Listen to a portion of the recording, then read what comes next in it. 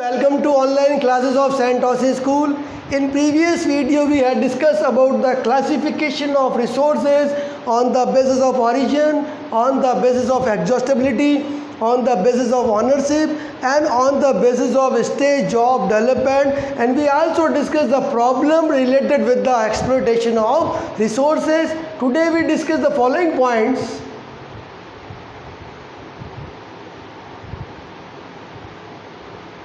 Sustainable meaning of sustainable development for Earth Summit, Agenda 21, availability of resources is India, process of resources planning, importance of land and major relief feature of India.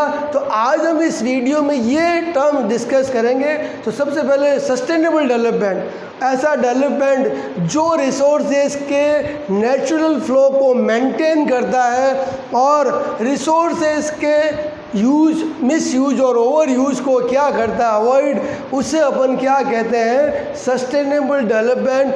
Development in A such a manner which maintain the flow of natural resources and avoid misuse and overuse of resources is called sustainable development.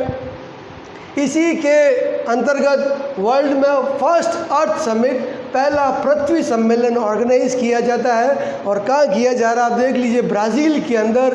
Brazil की capital रियो de Janeiro जो Brazil का शहर है, वहाँ पर ये पहली अर्थ summit organise की जाती है जून 1992 के अंदर. और इसी के बाद जो आपका एनवायरनमेंट 5 जून सेलिब्रेट किया जाने लगा है.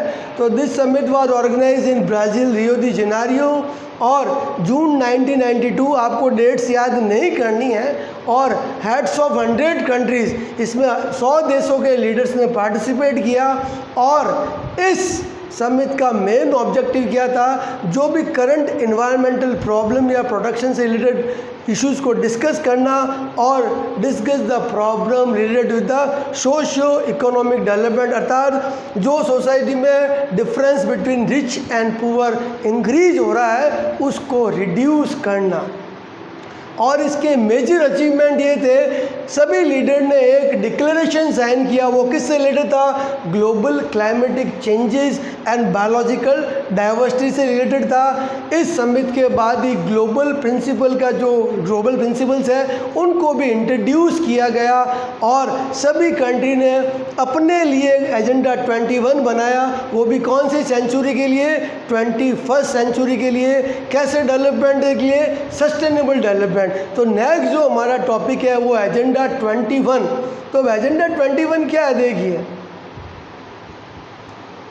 ये डिक्लेरेशन साइन किया गया था, वही उसी का पार्ट. वर्ल्ड लीडर कहाँ पर, जियो अर्थ समिट के अंदर. और this declaration sign at the United Nation conference on environmental development, अर्थात जो फर्स्ट अर्थ समिट हुई थी उसमें एजेंडा 21 एक प्रकार का डिक्लेरेशन ही है. अब इसके मेजर एम क्या थे, देखिए इसका मेन एम यही था, achieving the global sustainable development in 21st century and reduce the problem of environment, problem of poverty and problem of disease through global cooperation and shared responsibility. And the main objective of Agenda 21 that every local government should draw its own local agenda for 21st century, अर्थात हर एक local government अब 21st century के लिए अपना global agenda बनाए जिसमें वो plantation को प्रमोट करे, इन्वायरमेंट या इन्वायरमेंटल का एक्सप्लोटेशन रिड्यूस करे और रिसोर्सेज का एक्सप्लोटेशन भी क्या करे, रिड्यूस करे. तो ये एजेंडा 21 का क्या था, मेन ऑब्जेक्टिव और एम. अब major reasons for availability of resources in India, India में ऐसे कौन कौन से रीजन हैं, 3 तरह से इन रीजन को बांटा गया है. पहला रीजन ऐसा है, reason of rich availability in resources, ऐसे रीजन जहाँ पे रिसोर्सेज ज़्यादा पाए जाते हैं. Jharkhand, Chhattisgarh and Madhya Pradesh is rich in minerals and coal deposit. फिर region of sufficient availability of resources, जिसमें एक आंध्र प्रदेश का एग्जाम्पल दिया गया है. आंध्र प्रदेश में वाटर बहुत ज़्यादा है बट वहाँ पे लैक ऑफ इंफ्रास्ट्रक्चर की कमी है. फिर है reason of shortage in resources, Rajasthan में सोलर और विंड एनर्जी की बहुत सारी संभावना है, बट वहाँ पे किसकी प्रॉब्लम है, वाटर की। लद्दाख में कल्चर हेरिटेज बहुत अच्छा है, बट वहाँ पर भी किसकी प्रॉब्लम है, वाटर और मिनरल्स की। तो भारत में जो भी आपके रिसोर्सेज की अवेलेबिलिटी के हैं वो 3 रीजन डिवाइडेड किए गए, रिच, सफिशिएंट एंड शॉर्टेज। अब हम पढ़ेंगे नेक्स्ट टॉपिक है रिसोर्सेज प्लानिंग का क्या प्रोसेस है।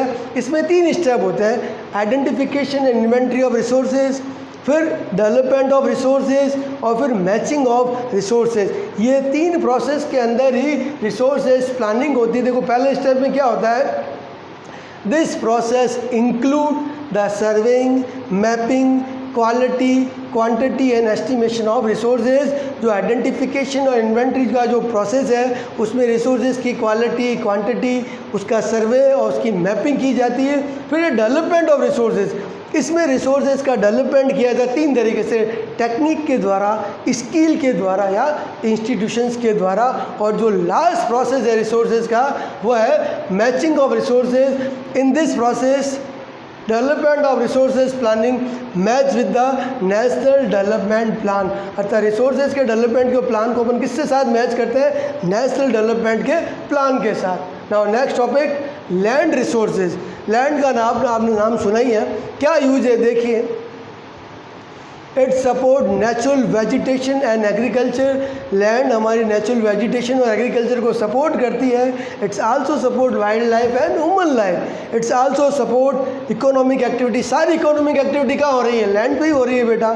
It's also support transportation and communication and it also main source of minerals. तो ये पूरी लैंड की क्या है इम्पोर्टेंस। नेक्स्ट, अब भारत में रिलीफ फीचर कितना, क्या परसेंटेज है, प्लेन कितने हैं, माउंटेन कितने हैं और प्लेट्यू कितने हैं। तो भारत की जो लैंड का 43% प्लान क्या है, प्लेन मैदान है, 30% पार्ट क्या है, माउंटेन है और 20% पार्ट क्या है, प्लेट्यू है। और इन सब की अलग अलग फीचर है। प्लेन हमें क्या प्रोवाइड करते हैं, प्लेट्यू में क्या प्रोवाइड करते हैं और माउंटेन किसका रिसोर्स है। तो देखिए प्लेन्स, तो इंडिया का 43% पार्ट है वो किससे कवर है, प्लेन से है। और ये किसके, resource of fertile soil and also provide the facility of irrigation, agriculture and industry.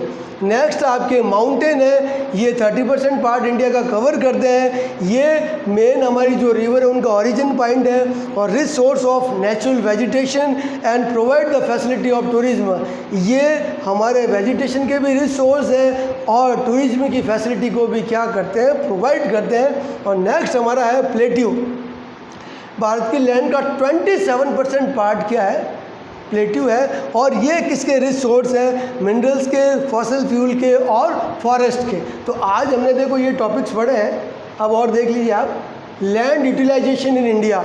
आपने लैंड का यूटिलाइजेशन किस प्रकार इंडिया में होता है। फर्स्ट हमारी कुछ लैंड फॉरेस्ट लैंड है, land not available for cultivation. इसमें 2 प्रकार की है, barren land and waste land, जिसमें रॉकी है, डेजर्ट है, एरिड लैंड आ गई है। फिर है land come under the non agriculture activity, for example जहाँ पे रोड्स बनी हुई, जहाँ पे बिल्डिंग्स बनी हुई, जहाँ पे रिवर्स है, जहाँ पे फैक्ट्रीज है, ये एग्जांपल्स हैं। फिर लैंड है परमानेंट पेस्चर और ग्रेजिंग वाली लैंड, जहाँ पे जानवर चराई करते हैं। Land come under the miscellaneous tree and crops, कुछ ऐसी लैंड होती है जहाँ पर बहुत सारे पेड़ पौधे उगे हुए होते हैं, ग्रो किए हुए होते हैं। कल्चर वेस्ट लैंड, ऐसी लैंड जो पहले कृषि में काम आ रही थी but due to water and due to soil erosion वो अब हमारे लिए वेस्ट हो गई है, काम में नहीं रही है। और लास्ट आपके है ये फैलो लैंड। ये 2 प्रकार की होती है, करंट फैलो लैंड का मतलब जो एग्रीकल्चर करते हैं वो अपनी लैंड को 1 ईयर या 2 ईयर के लिए ऐसे ही ड्रॉप करते हैं उसकी फर्टिलिटी को मेंटेन करने के लिए, उसे अपन क्या कहते हैं, फैलो लैंड। ये भी 2 टाइप्स की है, current fallow land, fallow of 1 year, ऐसी ज़मीन जो 1 वर्ष के लिए खाली छोड़ी गई है। फैलो अदर देन करंट फैलो, ऐसी लैंड जो 2 से 5 ईयर के लिए खाली पड़क छोड़ी गई है। फार्मर अपनी लैंड को फर्टिलिटी को मेंटेन करने के लिए कभी कभी लैंड को विदाउट एग्रीकल्चर या विदाउट ग्रोइंग ऐसे चलाते हैं, उसे अपन क्या कहते हैं, करंट फैलो लैंड। फिर आपके net sown area, area sown one in a year, शुद्ध बोया गया क्षेत्र कहते हैं इसे। ऐसा कोई भी क्षेत्र जिसमें एक कोई क्रॉप्स पूरे साल में एक भी क्रॉप्स को ग्रो की गई है उसे अपन क्या कहते हैं, नेट सोन एरिया। ठीक है, नेक्स्ट है आपके gross sown area. Area sown more than once agriculture year plus net sown area known as the gross sown area या ग्रॉस क्रॉप्ड एरिया। तो आज हमने ये टॉपिक डिस्कस किए सस्टेनेबल डेवलपमेंट का मीनिंग, फर्स्ट अर्थ समिट जो Rio de Janeiro Brazil में organise की गई, एजेंडा 21 उसी का एक डिक्लेरेशन था।